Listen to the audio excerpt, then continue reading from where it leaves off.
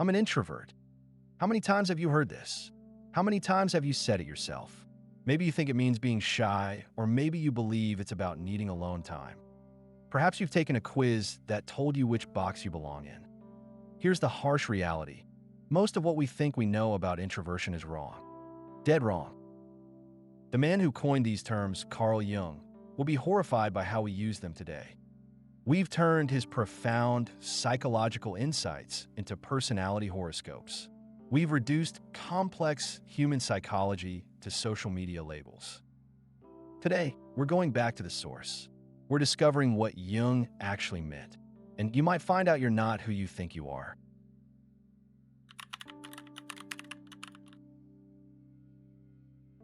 Let's start with what everyone knows about introverts.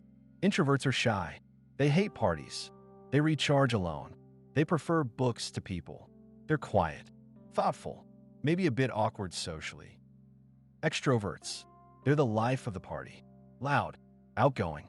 They gain energy from people. They think out loud. They're natural leaders. Sound familiar? This is the story we tell ourselves. It's neat, clean, easy to understand. It's also completely missing the point. These descriptions focus entirely on behavior. What you do, how you act, whether you speak up in meetings or hide in the bathroom at parties. But Jung wasn't interested in behavior. He was interested in something much deeper, something most people never even think about: the direction of your psychological energy. Here's what's happened. We've confused introversion with social anxiety. We've mixed up extraversion with being loud. We've turned psychological types into social categories. Jung would call this a fundamental misunderstanding, and he'd be right. The greatest tragedy: millions of people are walking around with the wrong understanding of themselves. They're limiting their potential based on a misinterpretation of psychological theory.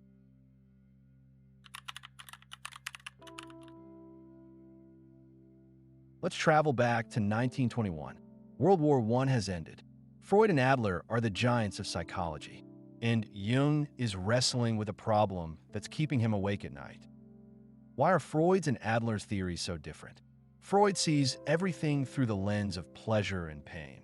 Objects in the external world, people, things, situations, either help or hinder our desire for satisfaction. The individual is almost secondary. Adler sees power and inferiority. The external world oppresses us. We struggle to overcome our limitations. We fight for superiority. Same patients, same human condition, completely different explanations. Jung had his breakthrough. These weren't competing theories. They were expressions of different psychological types. Freud was naturally oriented toward the external world, an extrovert. Adler was naturally oriented toward the internal world, an introvert. Each man had built a psychology that reflected his own mental structure. Neither was wrong. Both were incomplete. This wasn't about social skills. It wasn't about personality preferences. It was about the fundamental orientation of consciousness itself. Jung had discovered something profound. The basic direction of psychological energy determines how we see reality itself.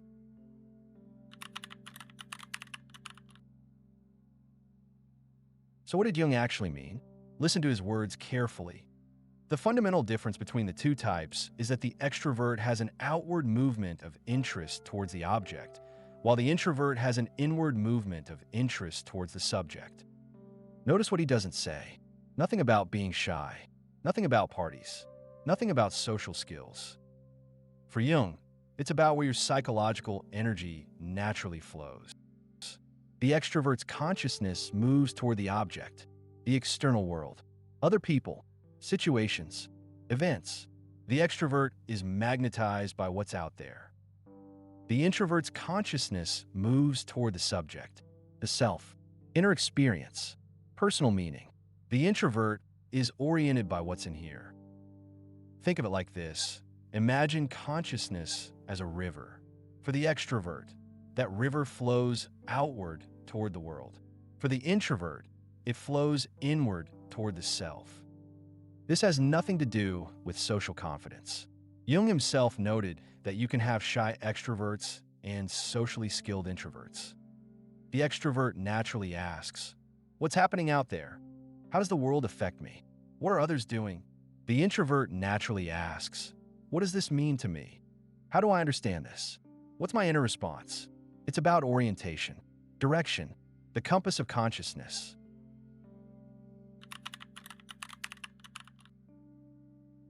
Jung illustrated this with a perfect story.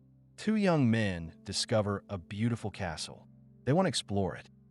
The introvert hesitates, not because he's shy, because he's naturally cautious about external situations. He imagines potential problems, guards, rules, complications. The extrovert is eager, not because he's confident, because he's naturally drawn to new external possibilities. He imagines positive encounters, interesting discoveries, adventures. They enter. The castle contains old manuscripts and historical documents. Now watch what happens. The introvert comes alive. These manuscripts connect with his inner world of ideas and meaning. His initial hesitation vanishes. He's in his element. The extrovert becomes bored. The external situation isn't providing the stimulation he expected. He starts thinking about leaving. Here's Jung's crucial insight. Each type became temporarily like the other. The introvert became extrovert in his enthusiasm. The extrovert became introverted in his withdrawal. But notice, neither changed their fundamental orientation. The introvert was energized by connecting external objects to internal meaning. The extrovert was drained when external objects failed to provide external stimulation. This isn't about social skills. It's about what naturally captures and holds your psychological attention.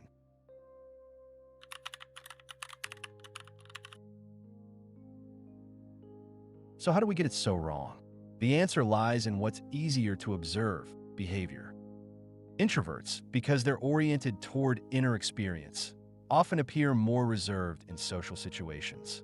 They're processing internally first. Extroverts, because they're oriented toward external objects, often appear more outgoing. They're engaging with the external world directly. But appearance isn't essence. You can have an introvert who's learned excellent social skills. They might be the life of the party, while still being fundamentally oriented toward internal processing. You can have an extrovert who's socially anxious. They might be quiet and withdrawn, while still being fundamentally oriented toward external stimulation. The Myers-Briggs test made things worse. It reduced Jung's complex psychology to simple behavioral questions. Do you prefer parties or books? Do you think out loud or internally? These questions miss the point entirely. Jung warned against this exact mistake. He said his typology wasn't meant for practical judgment of human character. It wasn't a personality test. It was a map of consciousness itself. But maps sell better when they're simple. Personality tests are more marketable than psychological theory. Self-help books need clear categories.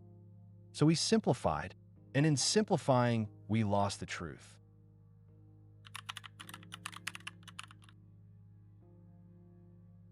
So how can you tell your true type? Forget the quizzes. Forget the behaviors. Ask yourself deeper questions. When you're trying to understand something important, where do you naturally start? The extrovert starts with external information. What do others think? What's the data? What's happening in the world? They move from outside to inside. The introvert starts with internal processing. What's my initial reaction? How does this fit with what I know? What's my gut feeling? They move from inside to outside. When you're making a decision, what feels most natural? The extrovert wants to talk it through. Bounce ideas off others. See how different options play out in the world. External processing feels right. The introvert wants to think it through first. Understand their own position. Clarify their internal response before sharing. Internal processing feels right. When you're energized and excited about something, what happens? The extrovert's excitement flows outward immediately. They want to share, discuss, involve others. The energy moves toward objects.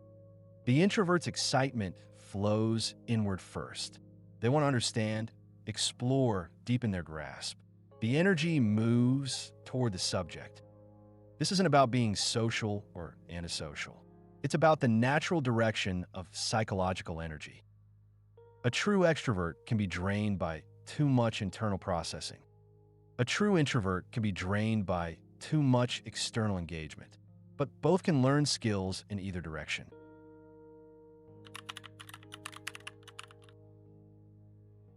Here's what Jung understood that we've forgotten. Your non-preferred attitude becomes your shadow. For the extrovert, introversion lives in the unconscious. It's undeveloped, primitive.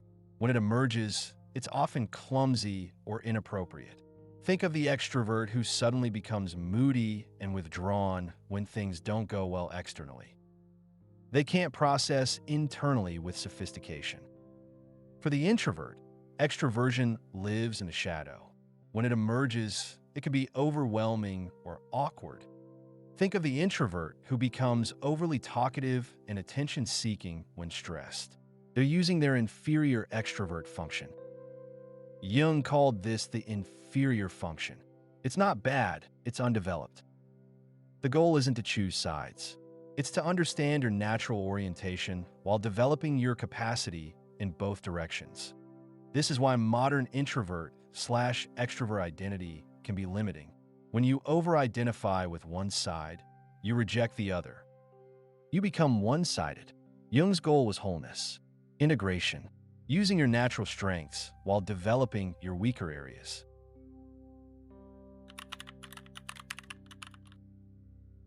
So what does this mean for you? First, question your assumptions. Are you really an introvert because you're shy? Or are you actually an extrovert with social anxiety? Are you really an extrovert because you're outgoing? Or are you actually an introvert who's learned good social skills? Look deeper than behavior. Look at the natural direction of your psychological energy. Second, stop using type as an excuse. I'm an introvert, so I can't. I'm an extrovert, so I need. Jung's types aren't limitations. They're starting points. Your natural orientation is your strength, not your prison. Third, develop your inferior attitude. If you're naturally introverted, practice engaging with the external world skillfully. If you're naturally extrovert, practice internal reflection and processing. The goal is conscious choice, using your natural gifts while expanding your capabilities. This is Jung's real gift to us. Not a personality test, but a map of consciousness. Not a box to live in, but a compass for growth.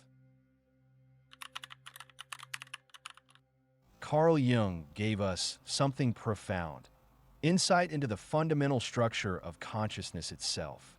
We turn it into BuzzFeed quizzes and social media labels. But the real thing is still available, still powerful, still life-changing. You're not just an introvert or an extrovert. You're a complex human being with natural orientations and unlimited potential for growth. The question isn't which box you fit in. The question is, how can you use this understanding to become more fully yourself? That's Jung's real challenge to us. And it's more revolutionary than any personality test could ever be. So are you really an introvert? Maybe, maybe not. But more importantly, are you ready to find out who you really are?